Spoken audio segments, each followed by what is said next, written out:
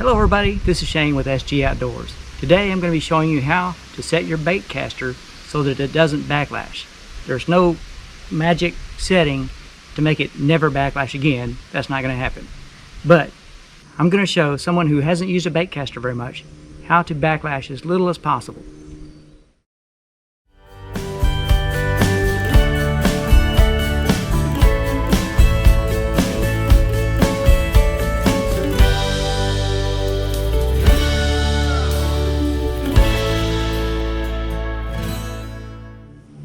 Okay, first of all, there are 3 settings that you need to adjust with your bait caster in order to keep from backlashing very much.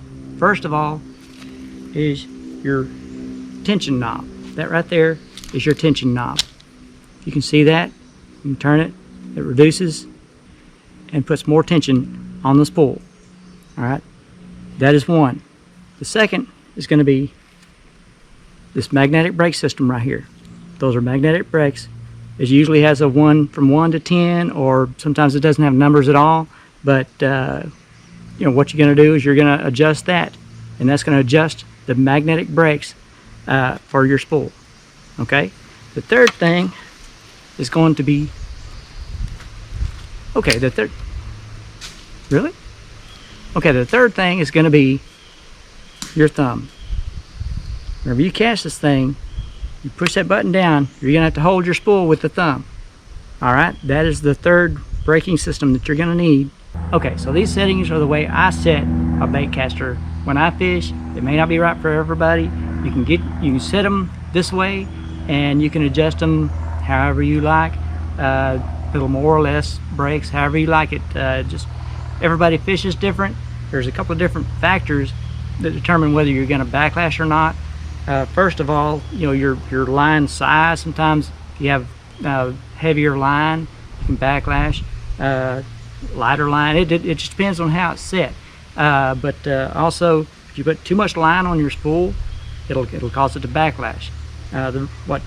What happens when it backlashes is the spool, when you cast, the spool gets to spinning faster than the lure is flying.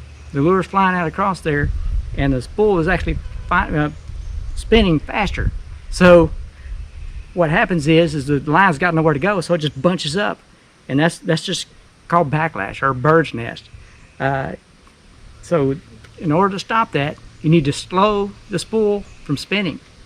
So here is the best setting that I've got for you.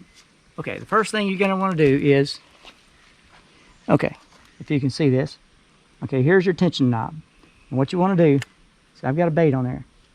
You want to set that bait to where it just barely falls down. And what I'm doing is I'm kind of catching my spool with my thumb, going down a little bit fast. Okay, so this tension knob, I'm going to tighten that tension knob up a little bit where it falls slower. Okay, it doesn't fall at all right there. So I'm going to loosen it up until it falls. All right. Once it falls and hits the ground without backlashing very much, that spool tension is set pretty good. Okay, so that's a good basic setting for you. If you have it too loose and it falls and hits the ground, the spool is going to keep spinning, and it's going to spin line out everywhere, and it's not going to be a good thing. Okay, so that is your first basic setting. The second, there's 3 places where your reel could possibly backlash. The first is at the beginning of the cast, when you first throw. The second is in the middle of the cast. And then the third is at the end of the cast where the lure hits the water. To keep from backlashing at the beginning of the cast is your tension knob. You adjust your tension knob, just what I just showed you. Okay? The middle of the cast is where you adjust the brakes. Okay, that's going to keep you from backlashing in the middle of the cast. You'll throw it this great in the beginning, and then all of a sudden it just starts backlashing. You maybe hit wind or you know, something, for whatever reason your lure stops flying as fast as the spool spins. So the spins, you know, the spool is going to be spinning faster. You control the middle of the cast with those brakes. Okay, so what I do is I will usually set those brakes to 5, right around 5, right in the middle. Okay, and if I'll cast And if I notice that I'm kind of spinning out a little bit faster in the middle of the cast while the lure is flying, I'll go ahead and adjust this a little bit tighter. 0 is no brakes at all. 10 is got all your brakes on. So I'll set it to 5 and adjust it either looser or tighter depending on, you know, if it's trying to backlash or not. The tighter you get it, you're not going to be able to cast as far. Also with the spool tension, that's the same thing. You're not going to be able to cast as far if you tighten that spool tension down too much. And at the end of the cast, when it backlashes, usually when it hits the water, the reel will keep spinning. The way you fix that is with your thumb. You pop that thumb down on the spool and stop it. As soon as that bait hits the water, stop it with your thumb. Okay? It takes some getting used to, a little practice, but you push the button down here, stop the spool with your thumb. We've already set it to where it's not going to fall so fast. Okay? Make your cast. Stop it. Just stop the spool with your thumb. There's another couple of tricks. If you're casting and it starts backlashing in the middle a little bit, and you can tell it, you haven't set your brakes yet, you can tell that it's about to backlash, just ride your thumb on the spool a little bit. It's called feathering. Just kind of put your thumb on there and just ride. Just let it ride on there. And that'll slow it down a little bit, and that'll keep it from backlashing in the middle.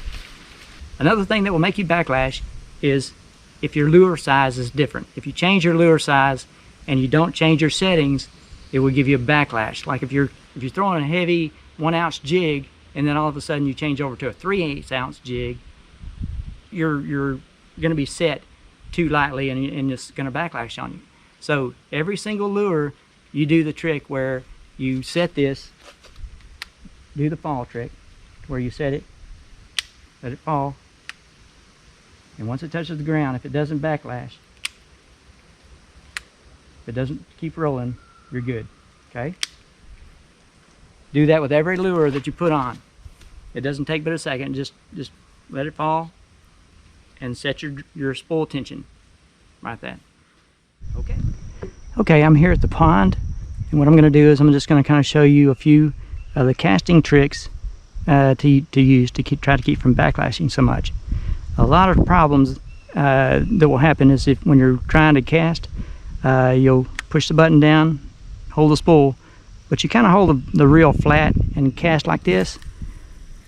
You can do it. It's not going to go very far, but it will backlash a lot more if you do it like that.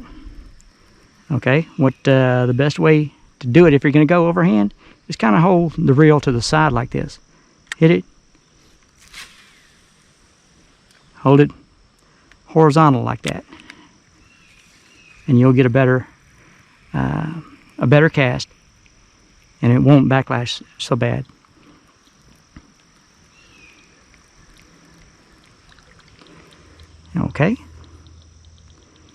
Okay, I have that set in the middle. I'm going to cast it pretty hard. Okay, did really well. Okay, so it's pretty effortless. I'm just casting with one hand, and it is not backlashing.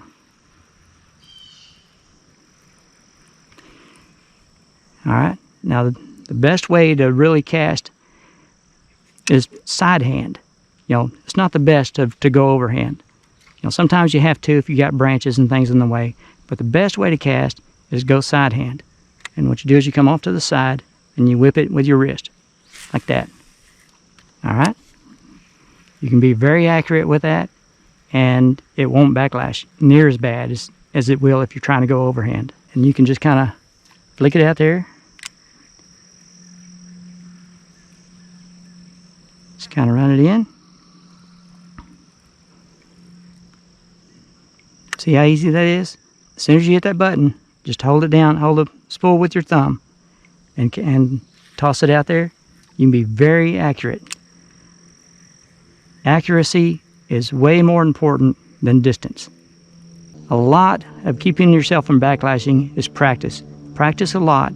These settings will definitely help you a lot. but get out and practice. Just keep throwing. As soon as that lure hits the water, catch it with your thumb. Once you get it set for your lure, then you're not really going to have to change your settings again, unless you see you want to change it just a little bit. Once you get it set, you're going to be good as long as you have that lure on. Once you change your lure, you're going to need to change your settings a little bit. Set your tension spool knob and see if that helps you. That's the way I do it. I'll make my cast, I'll make my fine adjustments with my tension spool knob. A lot of folks like to set their tension spool knob and then make their fine adjustments over here. But to me, I just find it easier to grab this thing right here than it is to reach over here and start trying to turn that. And it works just as good. The main thing is your lure drop. As soon as you change your lure, do the lure drop test. Click it, let it drop, and if it doesn't backlash when it hits the water, you've got it. If you have it set too loose, loosen it up a little bit, that thing's going to drop. Boom! And if I didn't catch it with my thumb right there, that would have spooled out and backlashed everywhere. Okay, so let me set it back tight. I'll do it. And what you can do is you can just set it way too tight. I have it released, and it's not going anywhere. And you just barely back it up until it starts dropping. And that'll be your perfect setting right there. Awesome. And then you can take off fishing. Pull in them big old bass. This little side hand motion works really well. Very accurate. You can just drop it in wherever you want to drop it. And what you're doing is, and let me show you this. Now, I told you before the bait hits the water, you need to catch it with your thumb. Well, you can kind of control that with your thumb. Whenever you cast it, you can let your thumb drag on the spool, and if you see it getting close to where you want to stop it, just put more pressure on your thumb, and you can it'll just slow down and then pop right where you want it. More pressure right there. See, that's what makes a bait caster so very accurate when you're casting. You have a lot of control. You can slow that spool down as it gets to where you want it. You can just lay it right over in there. Just lay it right over in there, right there on the bank. It looks like a frog jumping off the bank there. Fish love that kind of stuff. So a bait caster is a very good reel to have. Very accurate when casting. That's one of your best features. I will show you how to get a backlash out in one of my future videos. It is not fun, but it is doable. And you can get a big old bird's nest out if you know how to do it. Okay, so that's the basics. That's the way I set it up. If you like to set it up differently, that's fine. Go ahead and practice and experiment. But this is the way I set it up, and it works really well for me. I hope it works for you. Thank you very much for watching, and have a great day.